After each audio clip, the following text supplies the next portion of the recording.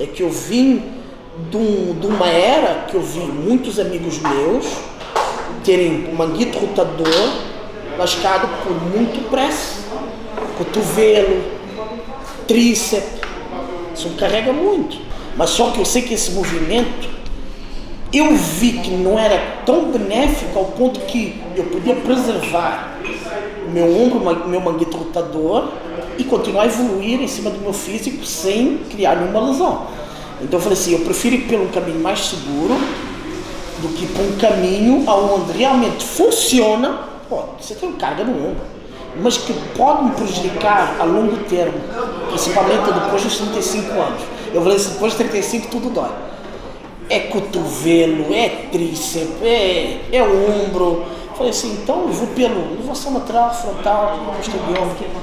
Eu consigo evoluir assim, tá certo. É o que funciona para mim, vou ficar nessa base. Eu gosto bastante de fazer elevação lateral, por exemplo, nos cabos, na polia. Porque eu consigo manter a tensão nos dois pontos, tanto na concêntrica como na excêntrica, e onde eu consigo fazer bicontração. Quando eu utilizar muito halter, o que acontece? Você consegue fazer uma concêntrica bem pesada, bicontração, dependendo da carga, você não vai conseguir fazer com muita tensão, você não vai conseguir segurar 2, 3 segundos, e por norma, quando está uma carga alta, a concêntrica morre. Então eu optei pela polia, onde eu consigo manter tensão nos dois tempos. Mas no old school, era só peso livre, e eu vim só do peso livre. Mas com o tempo, e também como as nossas articulações já não dá para ficar só bater, você começa a se adaptar. Eu acho que essa é a beleza do bodybuilding, né? Porque você consegue ter uma variação de treino e exercício, você consegue chegar no mesmo ponto de alguns caminhos diferentes.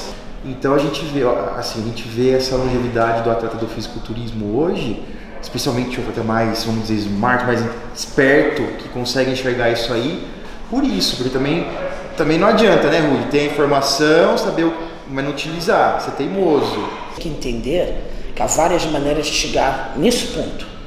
Qual é a melhor forma, a forma segura onde eu tenho longevidade? Se eu consigo ficar mais 10, 15 anos no esporte, por que eu vou queimar a largada e me queimar em 5 anos? Porque nós vimos muito isso. Para mais você ter muito mais experiência do que eu.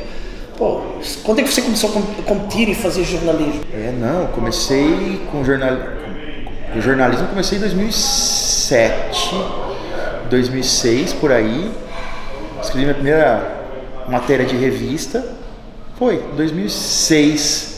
Primeira matéria, cara, fiquei feliz pra caramba, não tinha nem internet direito naquela época.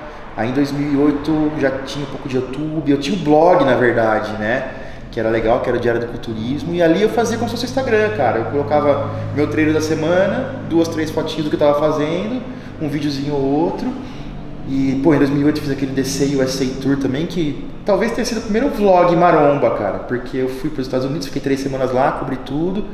Foi um que você entrevistou o Ronnie Coleman ou algo do tipo? Eu vi algumas entrevistas, você entrevistou. Eu entrevistei o Coleman.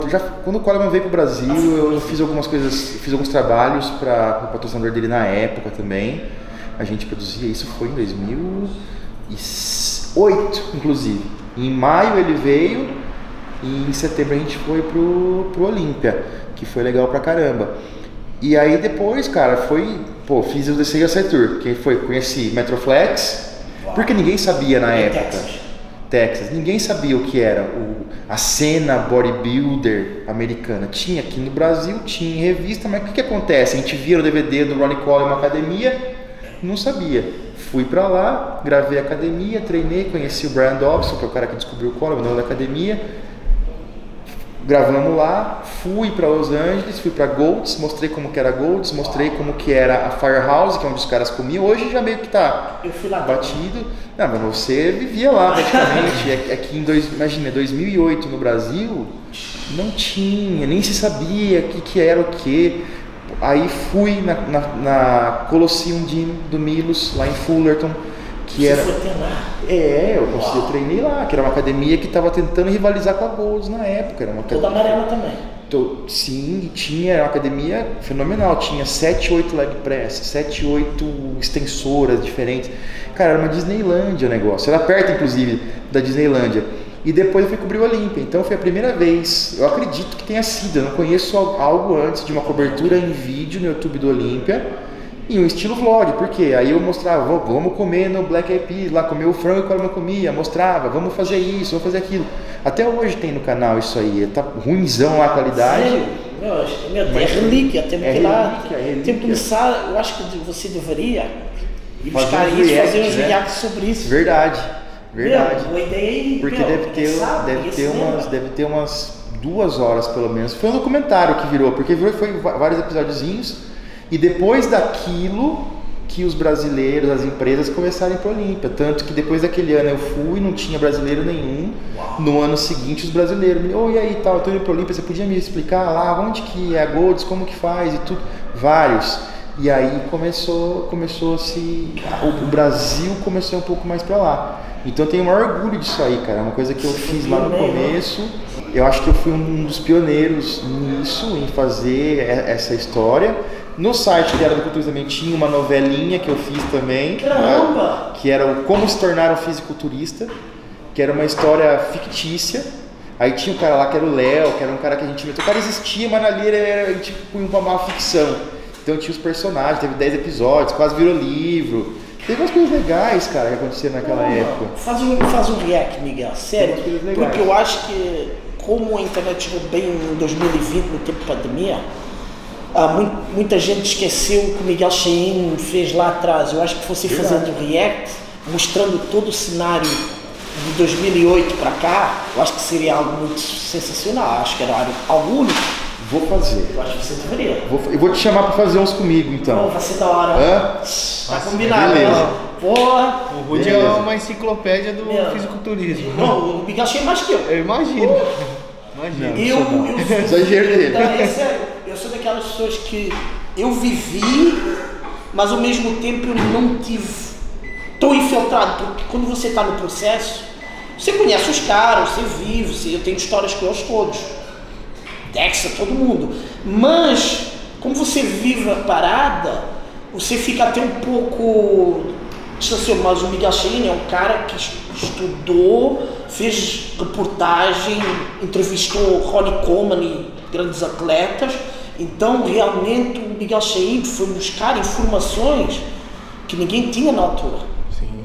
Entrevistou os caras, ninguém entrevistava. Fazia entrevista aqui no Brasil, porque inclusive quando fazia entrevista eu tinha que correr atrás dos caras, porque não tinha internet, não era diferente. Então, como que era uma entrevista? Era para uma revista escrita.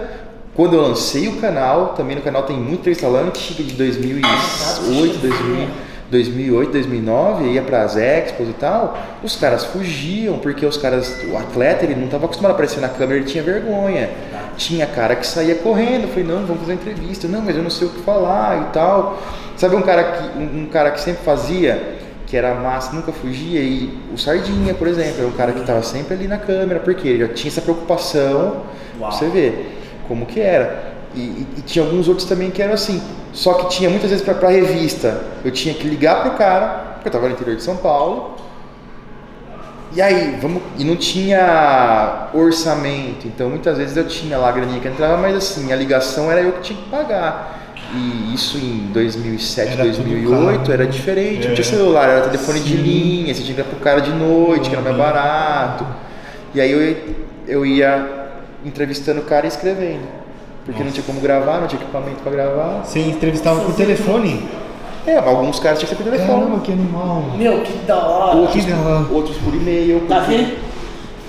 Tem Arnold Classic Amador. Quem vai? Vai fulano. Eu mandava os e-mails pros caras, mandava as perguntas e eles respondiam. Aí eu tinha que mandar uma pergunta, já tendo um roteiro, sabendo que ia responder uma coisa, aí vinha o segundo hora da pergunta e só naquela. Era um trabalho, cara, que você não tem ideia, e tinha alguns que não rendiam.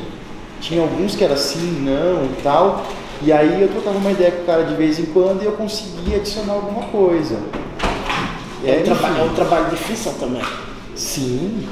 Tinha uma época que o Jornal da Musculação e Fitness, que eles trabalhavam, eles faziam umas capas com o pessoal americano. E aí eu fazia a minha coluna de notícias uma outra coluna de entrevista nacional e a coluna de capa, que era com os gringos. Então eu entrevistei muito, tipo, o cara que a gente... Bill Wilmore.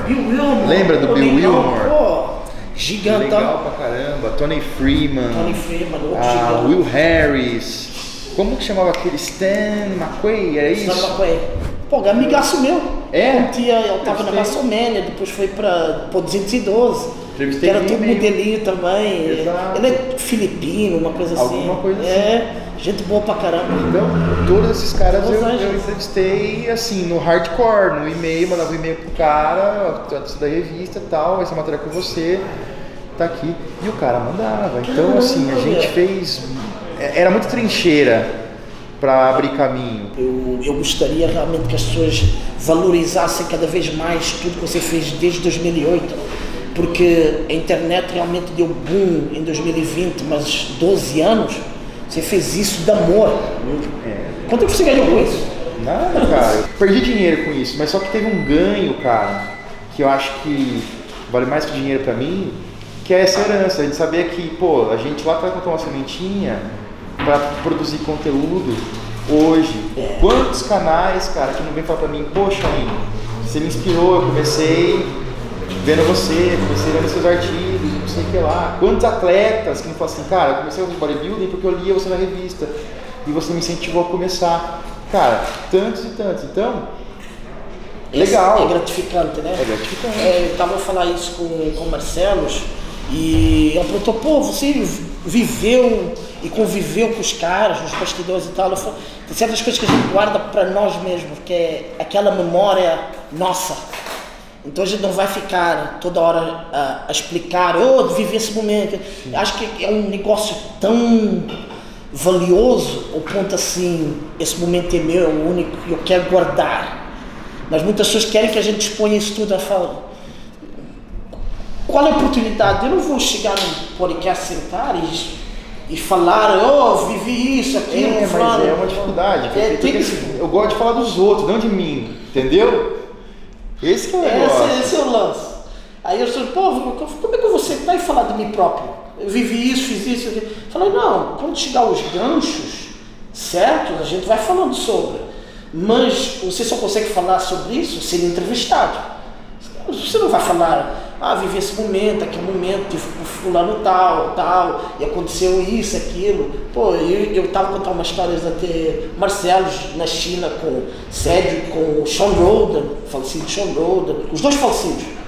Cedric e o Sean Roden, Kevin Lebron, todos lá, curtindo, bagunça na feira, tem grandes momentos que a gente vive quando não tem câmeras.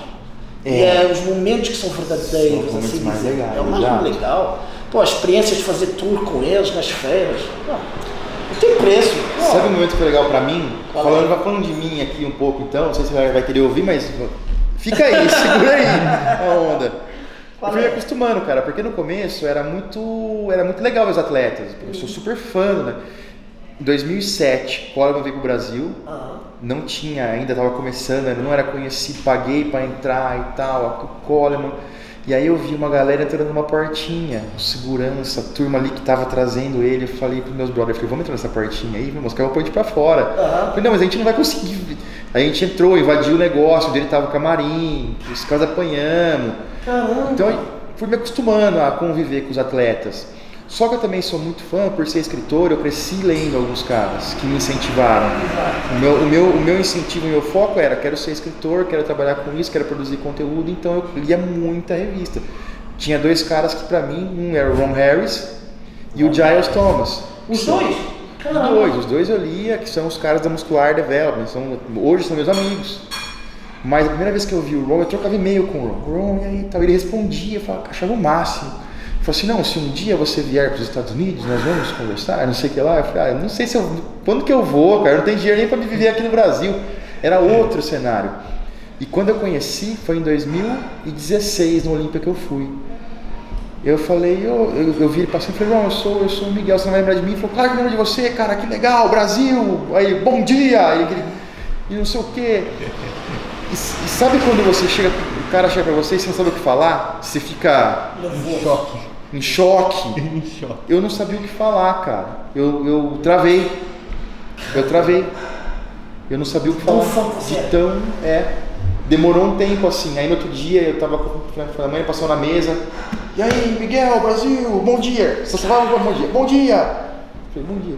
Vamos comigo comer. Aí eu fui comer com ele, mas assim, cara, hoje, então foi um momento. Trabalham juntos.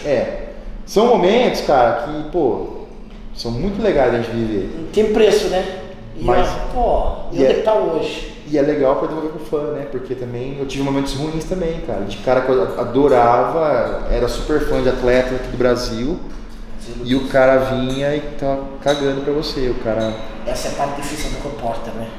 Não, mas eu nem era repórter, era fã, era molecão e tal, tava lá, e o cara, um atleta ferrado da época, e eu trabalhava na academia no interior, aí o cara foi lá fazer um seminário. E eu falei, nossa, ele vem aqui, meu Deus do céu, que legal que vai ser. O cara cagou, cara, assim, pra gente. E aí um ano depois ele foi num outro lugar em São Carlos e foi dar um seminário lá junto com os caras, e eu felizão, tava lá. E na hora de ir embora, que foi um evento, tipo um workshopzinho, na hora de ir embora, os caras iam que ir embora junto, eu fui dando tchau pra galera, e esse cara tava descendo uma rampa e eu fui subindo pra dar tchau pra ele. Quando o cara me viu, ele virou as costas e foi embora, cara. Sabe, assim, acho que pra evitar, não sei. Aí eu falei, cara, se um dia eu tiver achando de ter alguém que gosta do meu trabalho, eu nunca vou fazer isso. Então hoje eu tento fazer, nossa, cara, no último assim, atender todo mundo. Não faça os outros que eu gostaria que se fizesse. Meu Deus. Mas tem momento, e quando foi o momento que você olhou e falou assim, cara, onde que eu cheguei? Olha só, quando falou assim, cara, agora... Miguel, ou não teve essa transição, foi mais gradativo? eu acho que foi gradativo, por eu conviver sempre com eles, férias, etc. E quando eu qualifiquei para a Olímpia, foi aquele choque. Mas eu acho que a forma que eu fui tão bem recebido nos bastidores, no backstage, fez-me sentir que eu já fazia parte do grupo. Então o meu impacto foi, eu estou com esses caras aqui, mas ao mesmo tempo eles fizeram-me sentir do estilo, você conquistou, você merece estar aqui conosco. Então o meu impacto foi de uma forma muito positiva, ao ponto que eu não senti tanta pressão, porque talvez convivendo com eles durante muitos anos, então eles abraçaram de uma forma assim, finalmente você chegou aqui. Porque eu estava lá com o Dexter, foi a altura que o Flex Wheeler voltou, que fez o último campeonato dele, Chris Bumstead nos bastidores, o Derek estava a fazer o primeiro campeonato dele no primeiro Olympia Debut, o Flex Lewis, que eu já conhecia de muitos anos, de Inglaterra, me abraçou, pô, finalmente, tanto que a gente falou que você ia um dia estar aqui, o Samuel Haddad, o Sean Roden, o Dexter, o Big Ramy. Então realmente todos me abraçaram de uma forma assim, bem-vindo, finalmente, pô, demorou. Então eu não senti essa pressão, então eu sempre, eu nunca me coloquei lá em cima, mas ao mesmo tempo eles não me deixaram ficar por baixo. Porque normalmente você vai tão intimidado com a situação, que em vez de você bater a postura, você se joga para debaixo do busão. Então eu não me coloquei ali por realmente eles me fazerem sentir bem. E isso realmente eu sou grato, porque eu vivi um momento bom, que é o momento que todo mundo abraçava. A mídia é boa, mas não era tão pesada como é hoje. Então não havia muita rivalidade, era vamos competir, melhor em cima do palco, mas fora do palco somos todos amigos. Então eu vivi esse momento. Vamos para a feira, estamos todo mundo junto. Brandon Curry, Sean Clarida, todo mundo junto. Não havia essa... Eu acho que a mídia, ao mesmo tempo que fortaleceu em termos de valorização, também afastou muita gente em termos de personalidade. Tem muitos que não têm aquela personalidade, mas colocam para vender mais imagem. Aí uns atletas interpretam que é muita arrogância.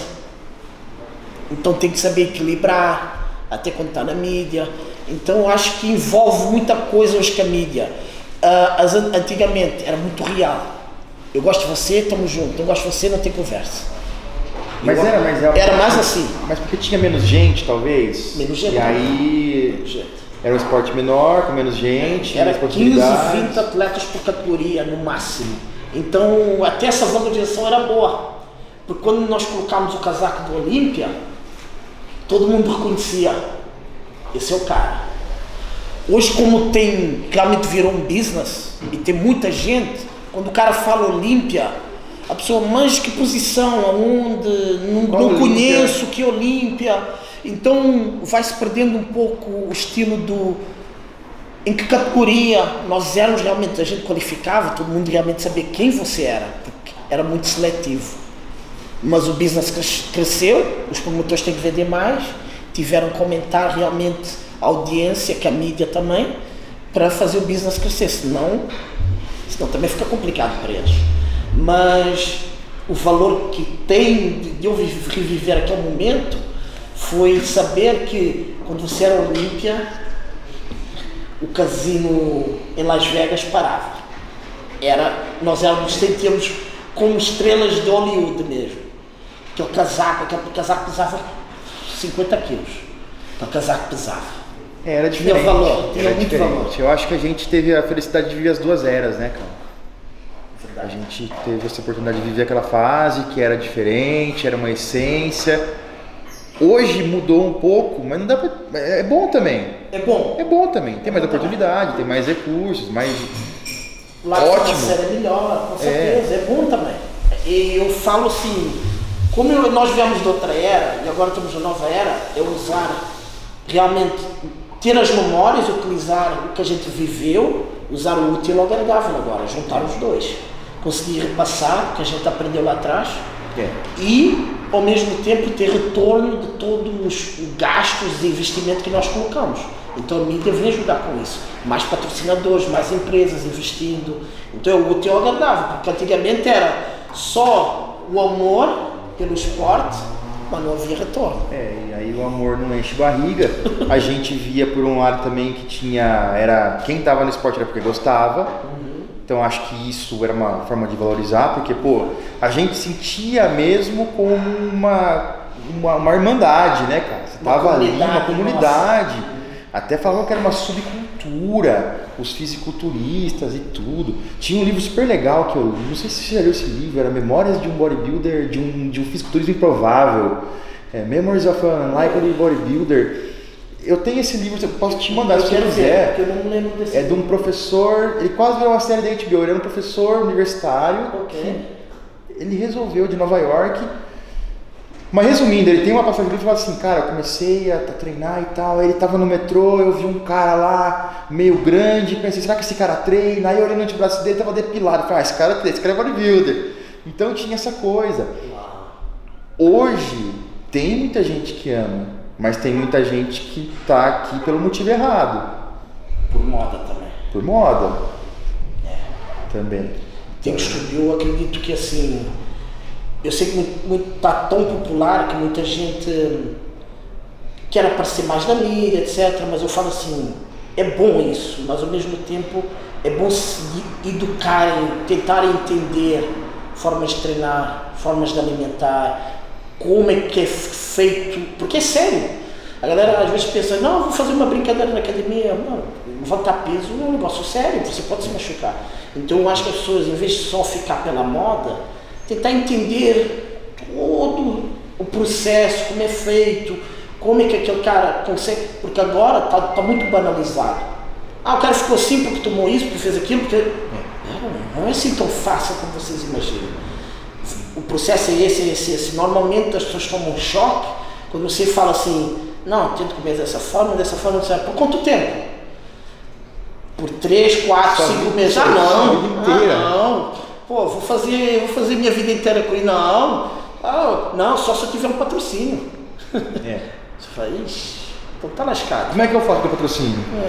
Tá lascado, então vai ficar difícil mesmo. É a primeira coisa. Só faço se eu tiver um patrocínio. Como é que eu... Ixi, já começou errado já.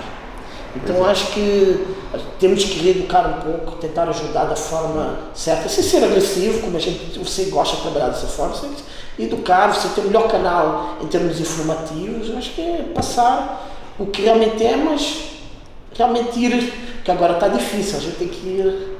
É um trabalho árduo, mas eu acho que no fim das contas vai ficar quem gosta, quem ama mesmo, entendeu? tem gente que vai se apaixonar no caminho, vai falar, cara, até entrei por moda, mas estou começando a gostar muito, e você apresenta um mundo novo para alguém, mas eu acho que no fim fica quem gosta. Daqui a alguns anos você vai ver que talvez muita gente daqui hoje não vai estar, né? Como tem gente que estava lá 2 anos atrás que você não vê mais hoje. Por quê? Tava ali, até tinha um potencial genético, até tinha isso, aquilo, mas quando bateu a realidade de rotina, de anos e anos de treino, tchau. Com muito desgaste e pouco retorno, não é tão fácil não, é verdade mesmo.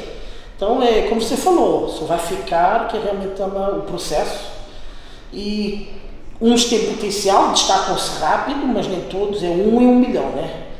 Então esse é o bodybuilding. Miguel Cheim, galera, por favor, eu quero essa mesa redonda, eu quero trazer ainda mais esse conteúdo informativo que a gente viveu, mostrar aqui para vocês que a gente viveu, mas eu quero que vocês acompanhem todo o processo, todo o canal do Miguel Cheim, que realmente manda informação sólida, séria, onde ele educa, ensina e motiva todo mundo. E eu quero que o Miguel Cheim faça o react de 2008, quando ele fazia o vlog, até 2023 agora, com todo esse processo, Miguel? Que pressão, eu vou fazer, vai ser legal. Vou te fazer junto. Boa, vou tomar um banho rápido para preparar para o seu podcast aí. O segundo podcast, né? Segundo, já que esse